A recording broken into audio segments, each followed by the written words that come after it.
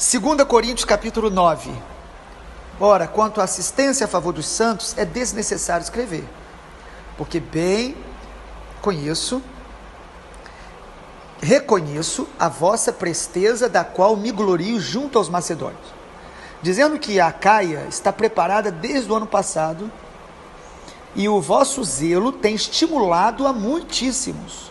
Contudo, enviei os irmãos para que o nosso louvor a vosso respeito, neste particular, não se desminta, a fim de que, como venho dizendo, estivesseis preparados para que, caso alguns macedônios forem comigo, vos encontrem desapercebidos.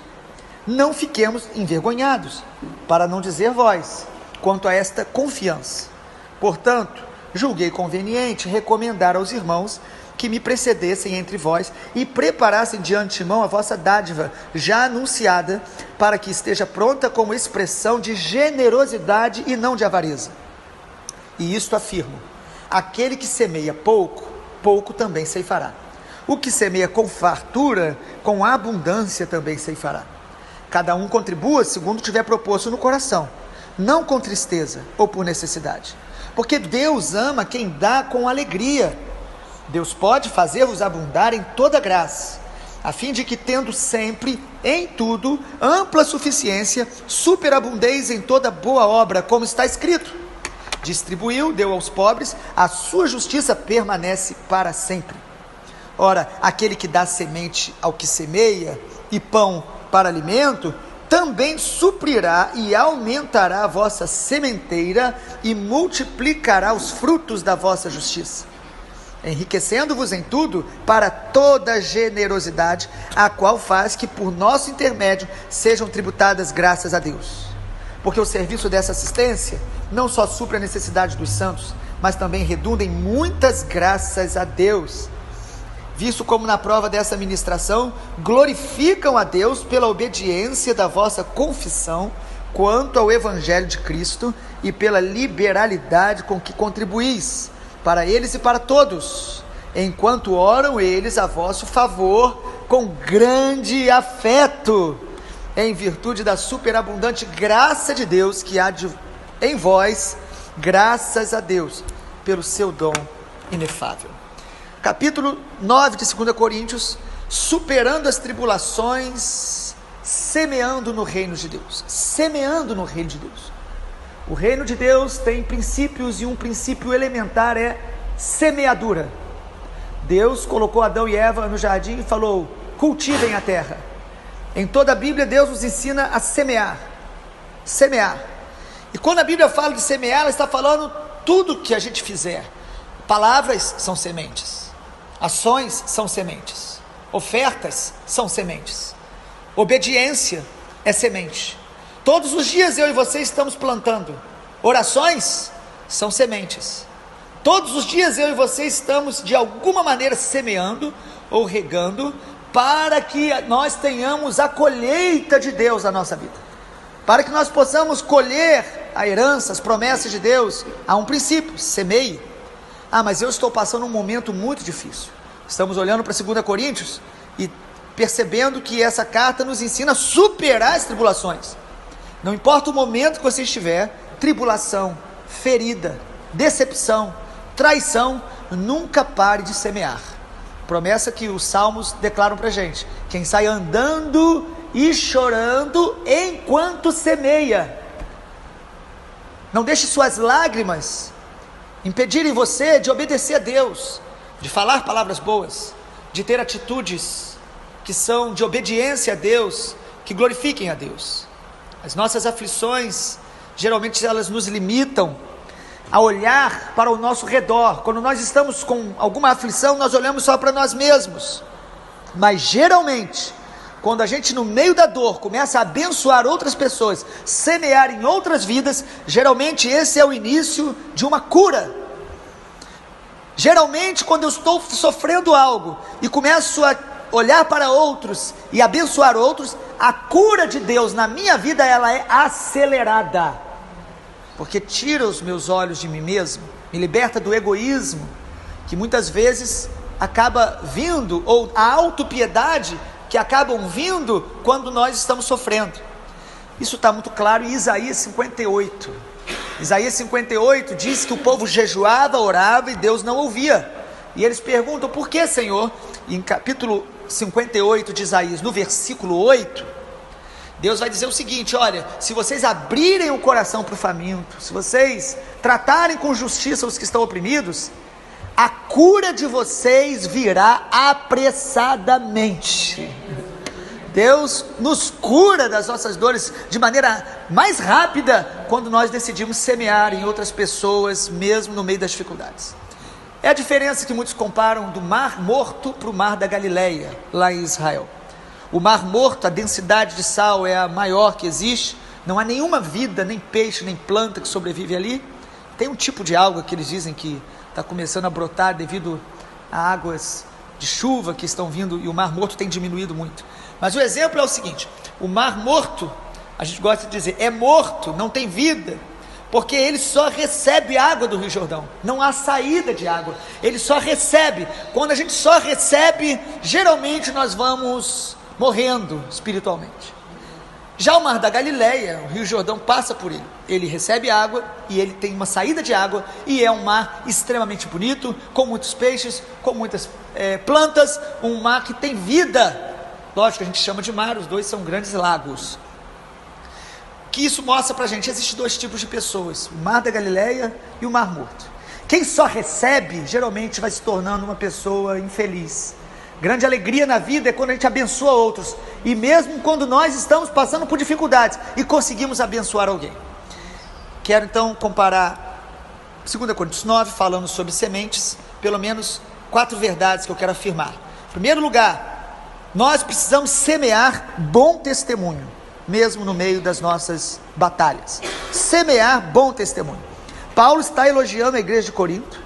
Precisamos entender que essas igrejas não eram milionárias, ricas, mas Paulo diz que o testemunho deles, de semear, abençoava muita gente. Olha aí o versículo de número 2, o apóstolo Paulo diz: eu reconheço a vossa presteza, da qual me glorio junto aos macedônios, dizendo que a Caia está preparada desde o ano passado, e o vosso zelo tem estimulado a muitíssimos. A igreja em Corinto, ela era uma igreja generosa na oferta, e o fato delas terem socorrido muitas vezes os obreiros, ajudado outros, esse exemplo delas estimulava outros. Amado, nosso exemplo, nosso testemunho tem que estimular outros a amar mais a Jesus, a ser fiel, a louvar a Deus, a se santificar. Nós precisamos semear bom testemunho, mesmo nas nossas dificuldades, a maneira que você reage às suas dificuldades. Essa igreja, a igreja de Corinto, ela assistia, ela tinha prazer de ajudar. Paulo diz: olha, eu vou enviar pessoas aí, mas preparem logo a oferta, para não ter nenhuma surpresa, para eles verem que realmente é verdade o que eu falo de vocês, o testemunho de vocês é legítimo. E Paulo elogia porque eles estavam semeando bom testemunho. Paulo confiava neles. As nossas sementes de bom testemunho vão longe. Assim como o mau testemunho, ele traz tanto prejuízo às vezes, o bom testemunho traz tanto louvor. Como é bom quando a gente ouve falar de alguém que devolveu um dinheiro que achou na rua. Como é bom quando você vê na rua alguém pegando um lixo que outro jogou e pegando no chão e jogando na lixeira. O bom exemplo, ele traz uma alegria muito grande para as pessoas. Amado, nosso exemplo é uma semente. Semeie bom testemunho, mesmo na dor. Isso vai trazer cura para você. Segundo lugar, a segunda verdade que eu quero afirmar é que nós precisamos semear com generosidade. Versículos 5 e 6, Paulo diz assim que preparassem de antemão a oferta, e versículo 5, no final do versículo 5 diz: para que esteja pronta, como expressão de generosidade e não de avareza. Versículo 6, aquele que semeia pouco, pouco ceifará. Semeia com fartura, com abundância ceifará. Nós precisamos sempre semear com generosidade. Irmãos, ninguém ganha Deus no quesito dar. Deus é um Deus doador, galardoador, recompensador. Deus amou o mundo e deu o que Ele tinha de melhor. Ele deu o seu Filho, e todos os dias Ele nos dá. O texto fala que Ele dá pão ao trabalhador, Ele dá semente ao que semeia. Então nós precisamos nos inspirar no Senhor, dar com generosidade, dar com abundância. E isso não tem a ver apenas com quantidade, às vezes tem a ver com a nossa condição. Ou seja, às vezes você dá oferta algo que parece pequeno, mas de acordo com as suas condições, aquilo é muito generoso. A nossa oferta, as nossas sementes, o que a gente faz para as pessoas deve ser com generosidade, não com aquele medo de, será que eu não vou exagerar? Não vou estar dando muito? É interessante que quando a gente quer gastar para a gente, geralmente a gente não tem essa preocupação, quando é algo que a gente gosta. Quanto mais a gente amar o reino de Deus, mais generoso nós nos tornaremos. E amar as pessoas, temos que ser generosos com as pessoas. Em terceiro lugar, nós precisamos também semear com alegria. Semear com alegria. O versículo 7, cada um contribua segundo propõe no coração, não com tristeza ou por necessidade, porque Deus ama a quem dá com alegria. Ou seja, Deus não apenas, Ele valoriza a oferta, mas Deus valoriza a motivação. Deus olha a motivação do nosso coração. Você pode dar uma oferta, entregar o seu dízimo, mas coração triste, coração meio desanimado. A maneira que eu oferto expressa muito do meu coração e da minha fé no Senhor. Então, dar com alegria é não dar por culpa. Às vezes você vai num lugar e eles colocam culpa sobre você. Se você não der, colocam medo sobre você. Se você não ofertar, vai acontecer isso na sua vida. Amado, não dê por medo ou por culpa. Nós precisamos pedir a Deus a alegria de dar, a alegria de semear, a alegria de servir o outro, a alegria de fazer a obra de Deus, a alegria de ajudar a obra missionária, a alegria de tratar as pessoas bem, a alegria de semear boas palavras. Quando eu falo de semente, então, eu estou falando tudo o que a gente faz é uma semente. E nós precisamos fazer com alegria. A Bíblia diz para nós servirmos ao Senhor com alegria. Por que Deus aceitou a oferta de Abel e não aceitou a de Caim? Alguns acabam dizendo que porque Abel ofereceu algo que tinha sangue, ele derramou sangue. Pode realmente ter alguma conexão, mas é interessante que Deus fala para Caim: Caim, se você proceder bem, você será aceito, a sua oferta será aceita.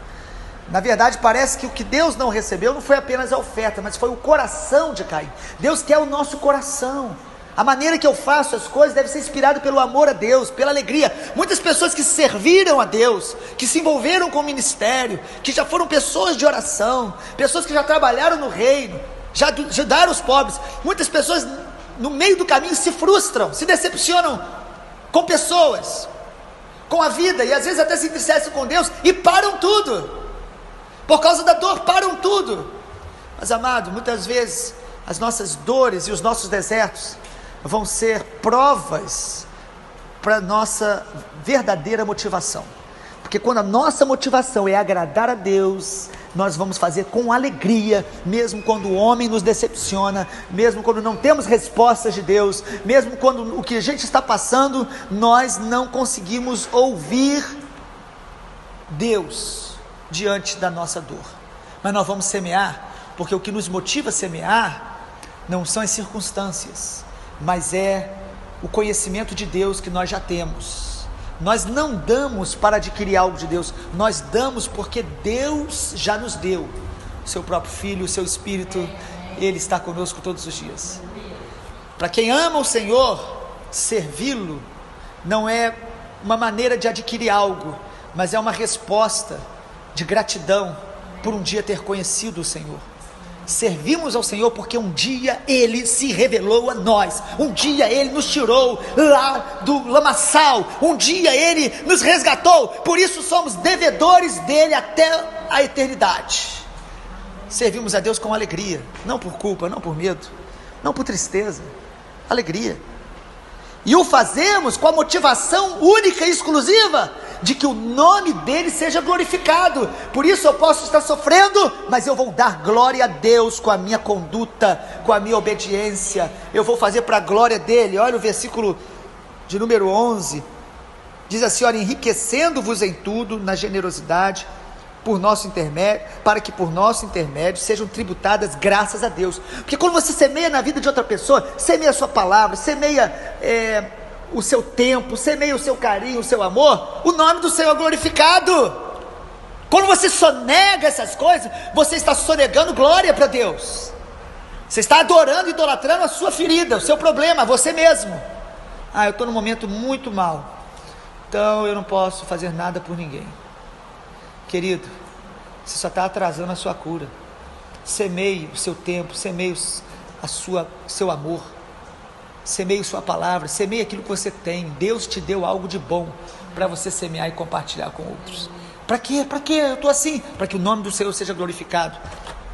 Versículo número 12 diz: porque o serviço dessa assistência não só supre a necessidade dos santos, mas também redunda em muitas graças a Deus. Ou seja, quando eu semeio e abençoo outros, não apenas eu estou abençoando vidas, suprindo necessidades, mas eu estou dando glórias a Deus. O nome do Senhor será glorificado. E em último lugar, eu preciso também semear confiante na provisão de Deus. Eu semeio com alegria, que eu falei em terceiro. Em quarto lugar, precisamos semear sempre confiando na provisão, no sustento, no cuidado de Deus. Nós não devemos fazer com Deus, ou ter com Deus, um relacionamento de troca. Eu vou orar, eu vou dar oferta, eu vou fazer isso para eu poder obter de Deus tudo o que eu quero. A motivação está corrompida. Porém, quem semeia tem esperança na colheita. Tem esperança, ele confia, ele sabe que Deus o supre. Ele não semeia para que Deus o supra, ele semeia porque ele sabe que Deus o supre. Ele sabe que Deus o sustenta. Olha o versículo 8. Capítulo 9, 2 Coríntios. Deus pode fazer abundar em toda graça, a fim de que, tendo sempre, em tudo, ampla suficiência, superabundez em toda boa obra. É um princípio tão verdadeiro e tão legítimo, que algumas pessoas acabaram distorcendo ou super enfatizando essa questão. E aí algumas igrejas começam a estimular as pessoas a dar muito, dar tudo, mas motivando a ganância no coração das pessoas. O Senhor está dizendo aqui que Ele cuida até dos pássaros, Ele cuida das plantas, e inclusive Ele cuida dos ímpios.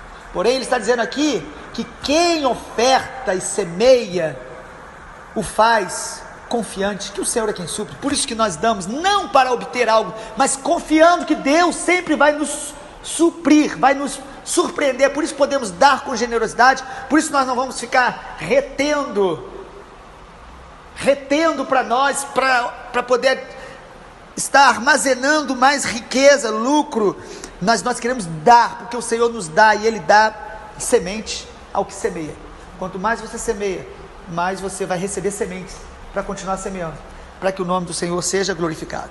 O Senhor Jesus nos abençoe nessa manhã, que nós possamos olhar para as nossas aflições, tribulações, mas declarar sempre: elas não vão me paralisar na minha vida de semeadura no reino de Deus. As minhas dores não vão me impedir de sempre ter uma semente boa para plantar na vida das pessoas. Meu testemunho, minha generosidade, a minha alegria, minha confiança na provisão de Deus, eu vou semear sempre. A minha vida precisa ser uma semente. Se o grão de trigo cair, não morrer, ele fica só. Mas se ele morrer, ele vai produzir, ele vai multiplicar, ele vai frutificar. Que o Senhor nos abençoe e coloque no nosso coração sempre essa motivação de semear um para com os outros. Há momentos na nossa vida que nós só crescemos dando. Há momentos na nossa vida que o azeite só multiplica quando você procura as vasilhas vazias e compartilha o azeite que você tem. O que Deus tem te dado não é para você não, querido. Deus sempre nos dá para a gente compartilhar com outros, para a gente transbordar para outros. Quando a gente para de dar, o azeite cessa. Mas enquanto a gente abrir o coração, o azeite do Senhor vai jorrar na nossa vida. Em nome de Jesus.